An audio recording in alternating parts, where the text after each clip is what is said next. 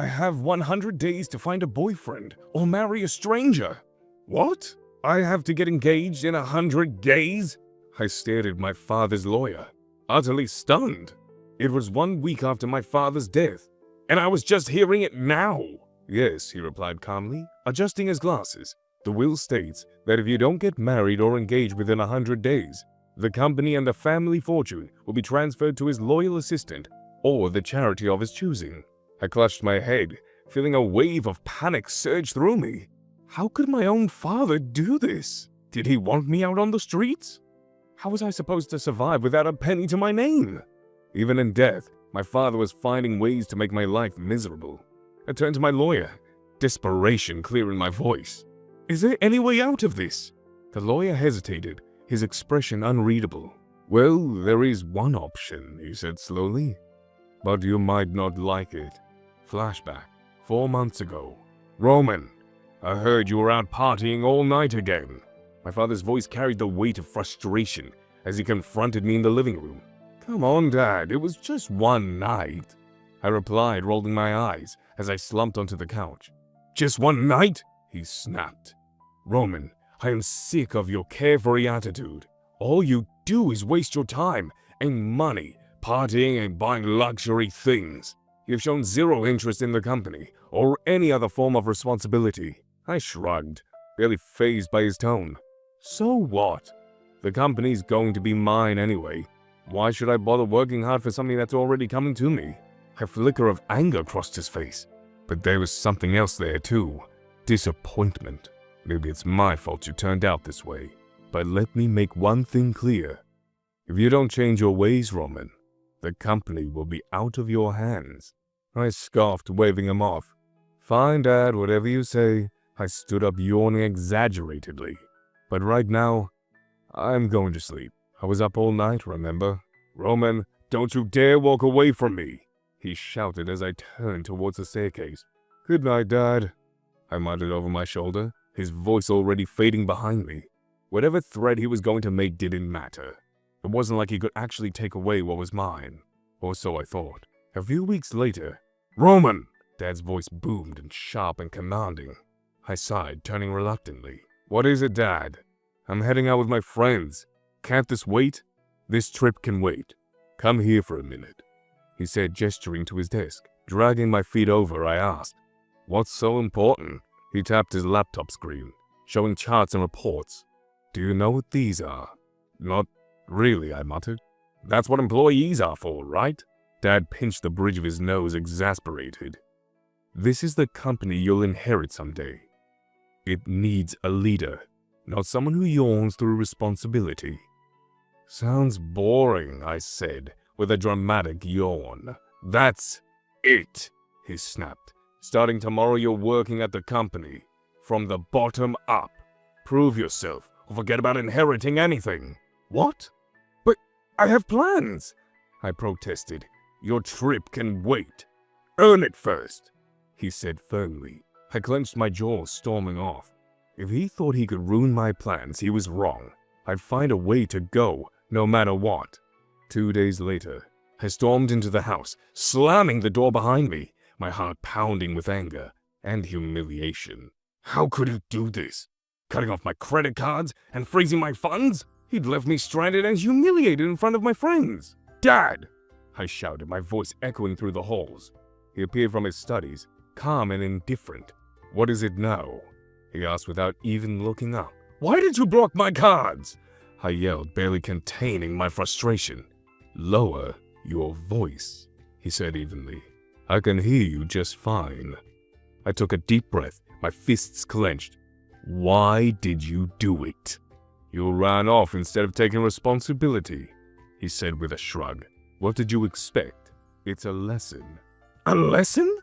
I snapped. You humiliated me in front of my friends. They're only your friends because of your money, his tone cutting. Maybe now you'll focus on the company. That's not true, I shouted, my voice shaking. If you think this will make me listen, you're wrong. All you've ever done is push me further away. For a moment, I thought I saw a flicker of sadness in his eyes, but it quickly hardened into cold indifference. Do as you wish, he said flatly. Turning away, I stared after him, my chest heaving. The fleeting vulnerability made my anger falter, but only for a second. If he wanted to push me away, he was succeeding. 2 weeks later, "I'm leaving," I muttered.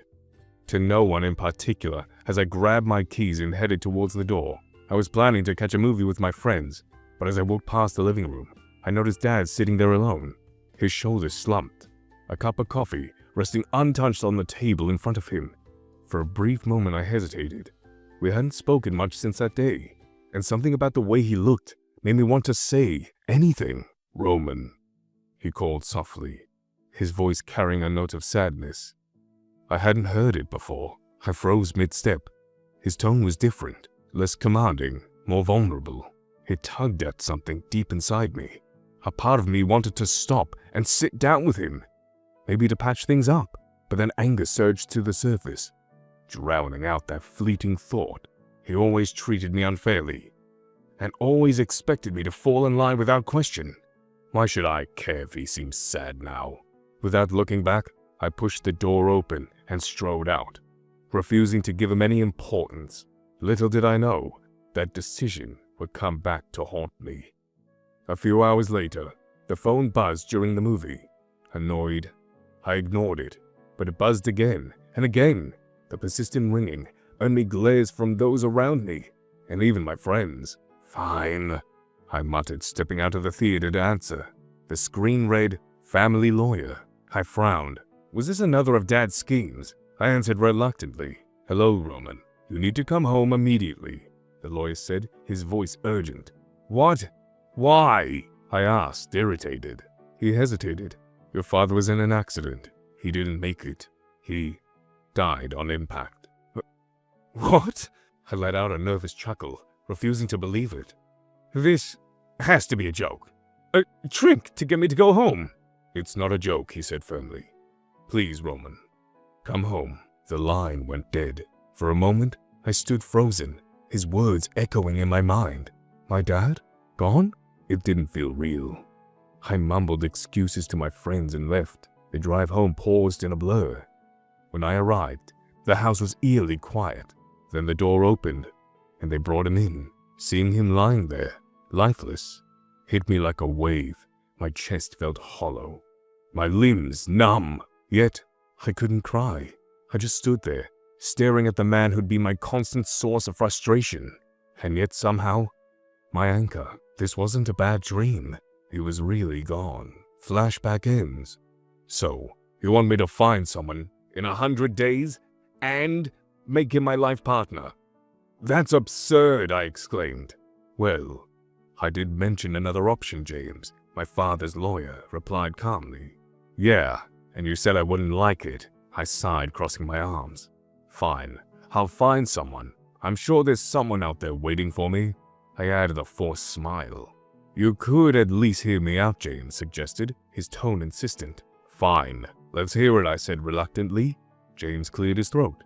"You could enter a marriage of convenience. Someone willing to sign the papers.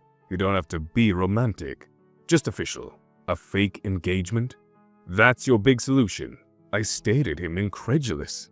"Well," he shrugged, "it's that, or you lose your wealth and lifestyle. What other choice do you have?" I narrowed my eyes. "Why do I feel like you've already got someone in mind?" James hesitated. "Actually, I do. Mr. Wilson, your dad's business partner, has a relative, your age, also gay, willing to marry you for your convenience." I scoffed. "So, you've been scheming behind my father's back, and you want me to marry a stranger?"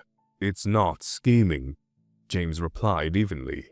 "It's practical. This isn't about romance. You don't need to know him for it to work." I studied him suspiciously. "Fine. Let me at least meet him. Who knows? I might even like him," I said with a fake smile. James shook his head. "He's not interested. He just wants compensation." I glared. "Selling me off, are we?" "Thanks, James. I'll handle myself," I snapped, turning to leave. James stepped in front of the door, blocking my path.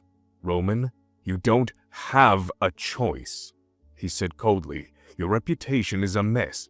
No one believes you'll find someone on your own. This plan is your only chance at keeping the inheritance." I let out a bitter laugh. Might as well be dead. "Thanks, Dad. What a thoughtful parting gift," I said, brushing past him, the hatred simmering in my chest. A few hours later, there was no way I was going to go along with their plan. The thoughts simmered in my mind as I packed my stuff. I'd already called a few of my closest friends, giving them a vague explanation of the situation. Surely at least one of them would let me stay at their place, just for a while. A ping drew my attention, and I quickly grabbed my phone. It was a text from one of them. "Sorry, Roman, I live with my parents, and they're not okay with it." I frowned, but before I could dwell on it, another message popped up. "There's some construction work happening at my house. It's not a good time." The excuses keep coming, one after the other. Each new text felt like a cold slap. Why are they acting this way? And then came the final blow. "Roman, sorry, but if you're losing your inheritance, I don't know how long you'd need to stay. I can't take that risk. After all, we're not even that close." I stared at the last line, my chest tightening with disbelief and anger. Suddenly it all clicked. They didn't want me in their lives without wealth attached. Friends. If you could even call them that. My father's words echoed in my mind. They only care about your money. I let out a bitter laugh. "It seems you are right, Dad." For a moment, I felt a pang of loneliness. My father's face flashed in my mind. His last expression was vulnerable and sad. No, I shook the thought away. I didn't have time to dwell on the past. It didn't matter if I was alone. I had enough cash to get by for now, though I couldn't risk using the cards. They'd track me that way. After midnight, I slipped through the back door, the quiet of the night wrapping around me like a shroud. It wasn't hard. I'd snuck out plenty of times to avoid my father's lectures. Standing on the empty dark street, I sighed. Now I just had to find a place to stay, but I knew deep down this wasn't going to be easy. 2 hours later, I groaned at the state of the motel room I just checked into. Dust coated every surface, and a faint mildew stench hung in the air. Sitting gingerly on the creaky bed, I winced as it squeaked loudly. After taking a bus out of the city to escape, I'd end up in a small, sleepy town. They'd never expect me in a dingy roadside motel like this. The thought amused me briefly, but the humor faded as I glanced around. My situation was nothing to laugh about. I was dragged by the suffocating dusty room. By dawn, I couldn't stand it anymore and decided to take a walk. As I headed towards the lobby, an obnoxious drilling sound grated on my nerves. Following the noise, I found a man drilling holes in the wall. "Can't you keep it down?" I snapped. He turned unfazed. "Just doing my job." "Well, do it quietly," I retorted. "Not possible," he said with a shrug. "Take it up with management." "You! Let me work," he cut me off, resuming his drilling. Fuming, I stormed out of the motel, slamming the door behind me. The fresh morning air didn't ease my frustration, but it was better than staying near the infuriating man and his racket. That same night, I wandered the streets aimlessly, my feet carrying me nowhere in particular. The day had slipped through my fingers, wasted on meaningless wandering. To be honest, I didn't even know what I was supposed to do anymore.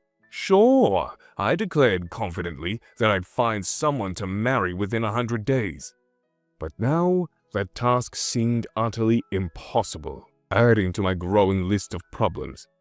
I was quickly running out of money. Today alone, I splurged on an expensive meal at a restaurant. But how could I keep this up? Could I even survive like this? A few minutes later, I found myself walking into a bar. It wasn't the kind of high-class establishment I was used to. But at the moment, I didn't care. I needed a drink. Something to dull the overwhelming weight of my problems, even if it was for a little while. Scanning the menu, my heart sank. The prices were absurd. "What'll you have?" the bartender asked, leaning against the counter. "Your cheapest," I muttered, eyes lingering on the overpriced options. Moments later, a pale, unappealing drink landed in front of me. Cheap beer, probably? I took a sip and immediately spat it out. "Even poison would be better," I grumbled, wiping my mouth. "Can't handle your drink?" A familiar voice teased. I looked up, irritation flaring, and froze. "You?" I stammered, pointing at the grinning bartender. "Surprise?" he asked casually. "What are you doing here?" I work here, he shrugged. But you were drilling holes in the wall this morning. Ever heard of 2 jobs, he chuckled, clearly amused. I scowled, pushing the drink away. Why not smile less? By the way, he said, smirking. You have to pay for that. Yeah, I know, I muttered. Left alone, I stared blankly ahead. Guilt and irritation mingling. A little while later, he returned. Why not order a drink you actually like, he said, raising an eyebrow. I sighed. I can't afford it. Really, he said, clearly amused. I thought you were rolling in riches. I frowned. Why would you think that? Gestured to my clothes. They look hella expensive. I glanced down at my outfit, realizing he was right. I never had considered how out of place I might look here. You're not wrong, I said with a half smile. A pang of sadness hit me like a wave. The truth of my situation settled in my chest. Everyone here was a stranger. My so-called friends had abandoned me, and my father, he left me to fend for myself. Hey, you all right? His voice softened, cutting through my spiraling thoughts. Before I could respond, he walked away and returned with a drink. Here's one on the house.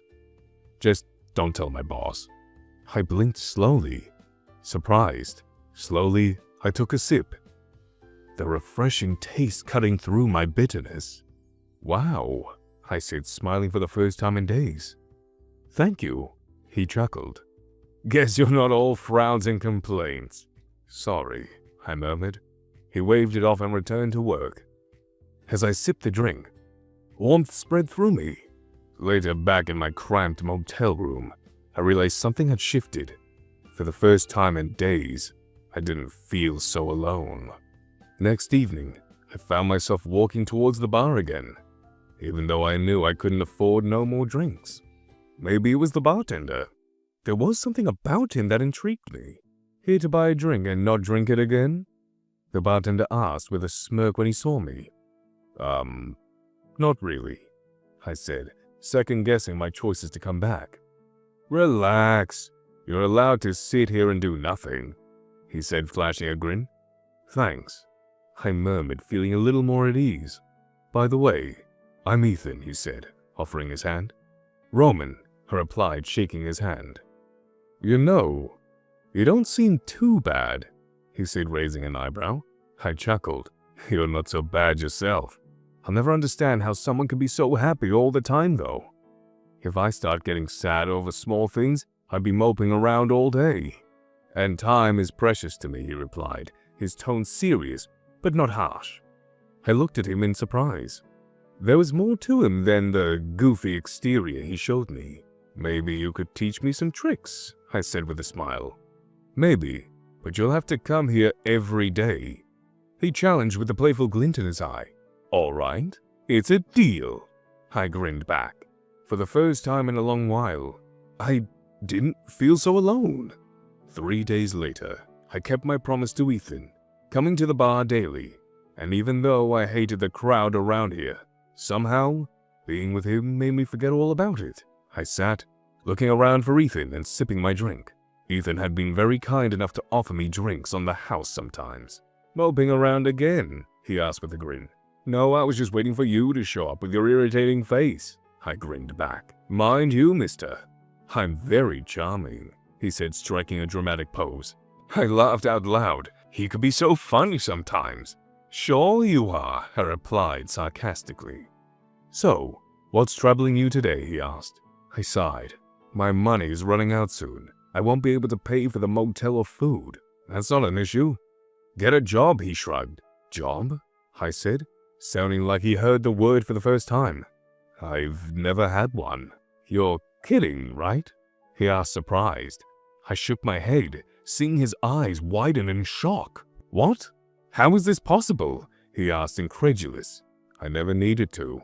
Dad was always there, I replied, feeling a pang of sadness as I mentioned him. Fine, I guess I'll just have to help you then, he sighed. So, what kind of job do you want to do? Anything suitable for me? I asked hopefully. You sure have high standards, he tisked. Fine, I'll talk to the motel owner. I know him. Thank you, I replied with genuine relief. 1 hour later, Ethan was busy, working his shift while I waited impatiently for any good news. I wasn't used to asking for help, let alone relying on someone I had just met, but I felt I wasn't in a position to decline it. Ethan returned and leaned against the counter, his usual confident grin in his face. "Good news! The motel agreed to give you a job. You'll be working as the front desk assistant. It's not much, but it'll help you cover your stay, and maybe give you some extra cash." I blinked in surprise. "You really talked to him?" "Of course. I put in a good word for you. And he couldn't say no to me," Ethan said with a wink. "Thank you, Ethan. You really didn't have to do that," I replied gratefully. He shrugged nonchalantly, but I could see the hint of a smile tugging at his lips. 1 week later, I was at the front of the desk when the motel manager stormed in, his face red with frustration. "Roman, what did you do this time?" he bellowed. "I did nothing," I replied with a shrug, barely glancing up. "This is the 15th complaint this week," he shouted. "It's not my fault if the guests are rude and try to skip paying. Why should I be nice to them?" I shot back. "I've had enough of you. You're fired," he declared. "And I want you out of the motel too." "Fine," I snapped, standing up. "This place is a dump anyways. Cockroaches and rats, creaky beds, broken cupboards, and a musty smell. Honestly, I'm glad to leave." I ripped off my name tag and slammed it on the counter. As I walked out, I hesitated, staring at my phone. My fingers hovered over Ethan's number. I hadn't spoken to him much since he helped me to get this job, assuming he moved on. Yet, here I was, about to pull him back into my chaos. The line rang twice before he answered. "Hello, this is Ethan." "It's me." "Roman," I said hesitantly. "Roman? I thought you'd forgotten all about me after your fancy new job," he teased warmly. "I've just been busy," I mumbled. "Listen, can we meet at the motel?" Something happened. He paused. "Right now? I'm a little busy, but give me half an hour." Relief washed over me. "Sure, I'll wait." Hanging up, I clutched my phone tightly. Maybe I wasn't alone as I thought. I stood outside the motel, shifting my weight from one foot to the other as I waited for Ethan. Soon, a run-down pickup truck rumbled up to the curb, and Ethan stepped out, his face lighting up as he spotted me. "Roman," he called, striding towards me. "What are you doing outside?" "I lost my job," I admitted with a forced shrug, trying to sound indifferent. "But it's fine. I didn't like the motel anyway." Ethan stopped in his tracks, his expression shifting to one of disbelief. "Roman, do you hear yourself? I got you that job after pulling so many strings, and you're acting like it doesn't matter." His disappointment cut through me, and I dropped my gaze to the ground. "I'm sorry, Ethan," I mumbled. "I tried, but I just couldn't keep it." He ran a hand through his hair, clearly frustrated. "What are you going to do now?" he asked, his tone softer, but still laced with concern. "I guess I'll find another job. And another place to stay," I replied. Though the words felt hollow, I didn't believe them any more than he did. Ethan frowned, his brows furrowing, as he seemed lost in thought. After a moment, he looked back at me with determination. "All right, here's what we're going to do, Roman. Come stay with me at my place. It's nothing fancy, but at least you'll have a roof over your head. And as for work, you can help me with my carpentry job. I wouldn't trust you with a drill or saw yet," he added with a small grin, "but I can teach you the basics." I stared at him, stunned by the offer. "Are you sure?" "I don't want to be a burden." "Yes, I'm sure," he said firmly. "You need a fresh start, and I'm not letting you crash and burn on my watch." For the first time in days, I felt a small smile creep onto my face. Maybe this was the start of something better. 2 days later, Ethan's house turned out to be much better than the motel. Though small, it had a cozy charm, like a tiny cabin tucked away from the world. Slowly, but surely, I was adjusting to life here, for reasons I couldn't quite explain. It felt like home. Today, Ethan was going to make another attempt to teach me the basics of woodworking. "All right," Ethan said, clapping his hands together. "We'll start with something simple, a birdhouse. Do you think you can handle that?" "I'm sure I can handle a birdhouse," replying with a shrug. Ethan smirked, picking up a block of wood. "Trust me, this is a beginner-level carpentry. And judging by how you've already dropped the hammer a dozen times, I'd say this is the perfect pace to start." I flushed, muttering, The hammer was just heavier than it looked. Ethan ignored my excuse and began demonstrating, sliding 2 pieces of wood together and securing them with a small nail. He made it look so effortless, his hands steady and sure, like this was second nature to him. When he heard me hammer a couple nails, I positioned the nail against the wood and raised the hammer, only to bring it down at an awkward angle, and bent the nail instantly.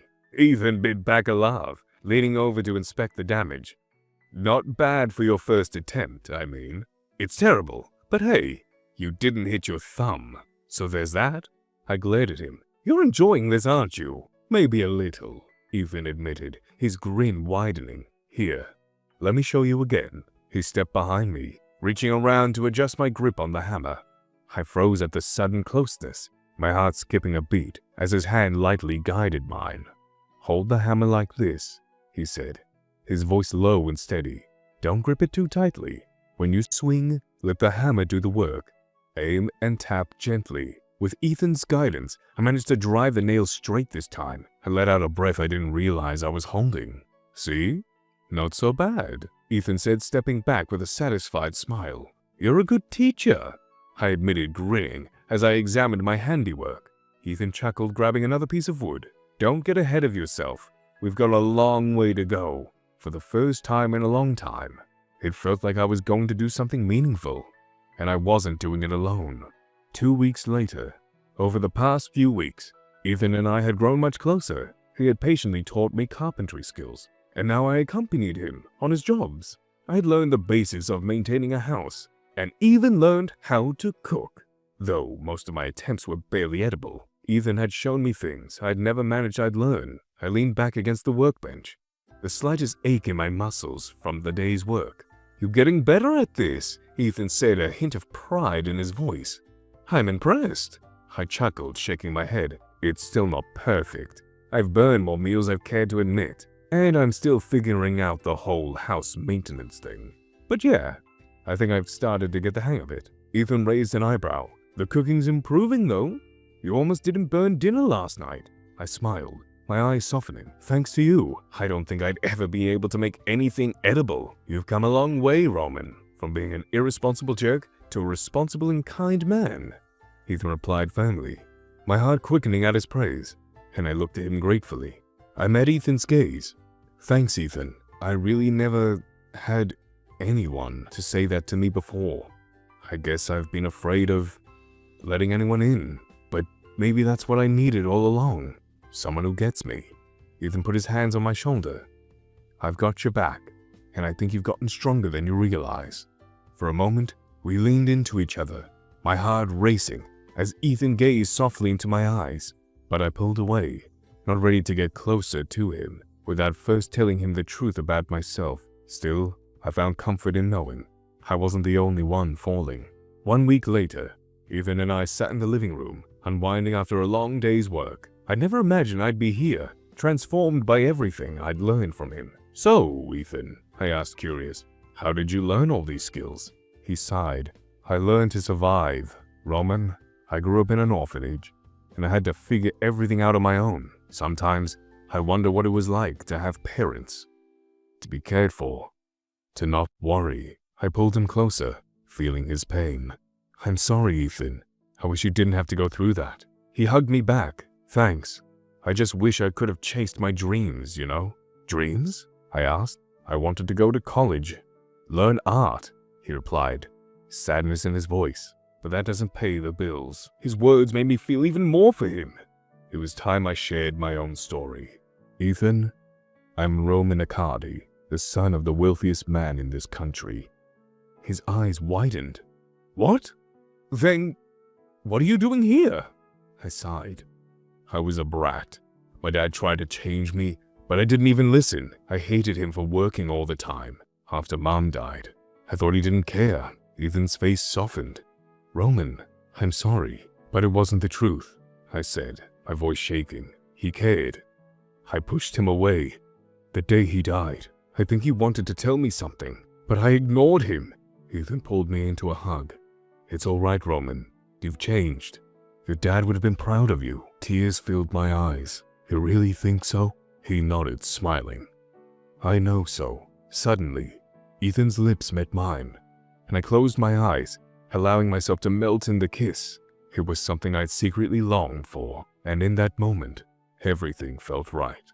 A few days later, Ethan and I were finally in a relationship, and I couldn't be happier. Somehow, I found the perfect man. "Ethan, I think I'm ready to go back home, if you want to come with me," I said one day. "I'm ready to go anywhere with you," he replied, kissing me quickly. "After all, I'm fulfilling one dream, finding the love of my life." "Thank you, Ethan," I said, hugging him. "You're everything I dreamed about too." "What are you going to do next?" he asked. "I think I'm going to call my father's assistant first. For some reason, I don't trust that lawyer." I dialed Andrew's number, and after a moment he picked up. "Roman? Is it really you?" he asked, shocked. "Yes, it's me, Andrew. I was hiding for a few weeks, but I decided to come back," I replied. "Thank God. I thought they killed you too," he murmured. "What are you talking about? Who would kill me?" I asked, confused. "Your father's lawyer and business partner. Your father's accident wasn't an accident. I found out they sabotaged his car when he discovered that they were embezzling money from the company," he explained. I froze, my heart pounding. My dad was killed? Was that why he wanted to talk to me that day? Had I unintentionally caused his death? Tears started to fall. "Why didn't you tell me this before?" I asked, my voice shaking with anger.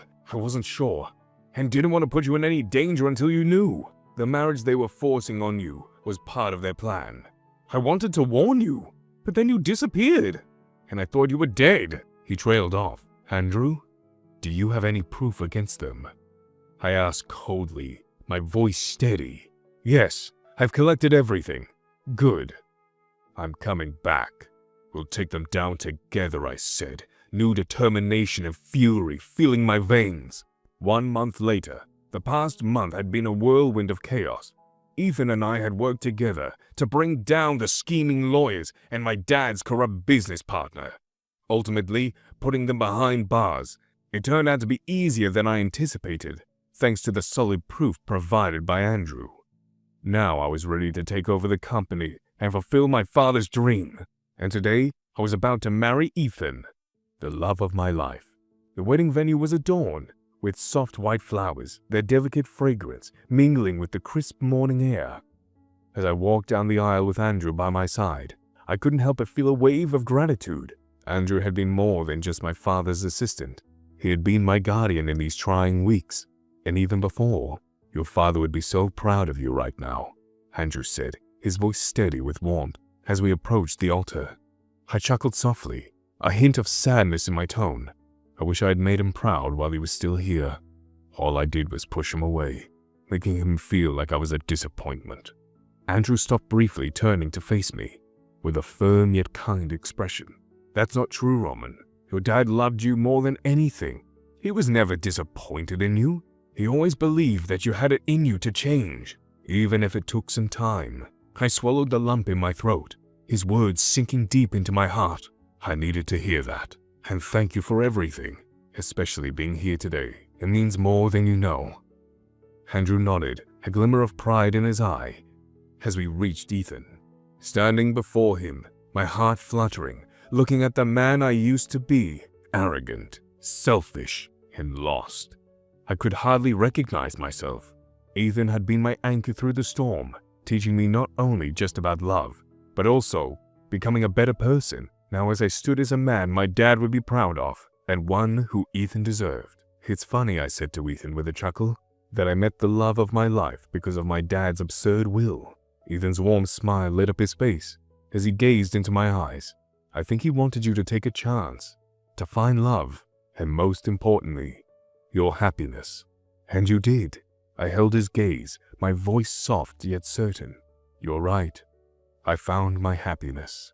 The ceremony continued, and when it was time to say our vows, we both answered in unison. An officiant declared us married. I leaned in and kissed Ethan softly, pouring every unspoken emotion into the moment.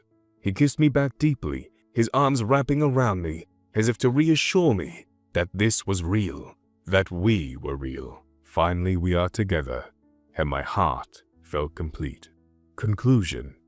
After the wedding, I took charge of the company affairs whenever I felt stuck or unsure. Ethan was always there to guide me. Ethan fulfilled another dream of his. He opened a cozy wooden craft store, a venue he took great pride in. We introduced each other to new experiences, broadening our worlds in ways we hadn't imagined. I let go of superficial friendships, seeking deeper, more meaningful connections. While Ethan continued to inspire me with his unwavering authenticity, our love grew with each passing day. The doubts we had before marriage gradually faded as we spent more time together. Sometimes I still marveled at my luck, finding someone as perfect as Ethan, and in less than 100 days. It felt like the plot of a TV drama, except this time, it was my reality. As we looked ahead to the future, I couldn't help but feel excited for the adventures that awaited us. Together, there was nothing we couldn't face. The end. Question: would you marry someone in 100 days? Thank you for watching. Consider subscribing to become a part of our Rainbow Force. And stay wholesome.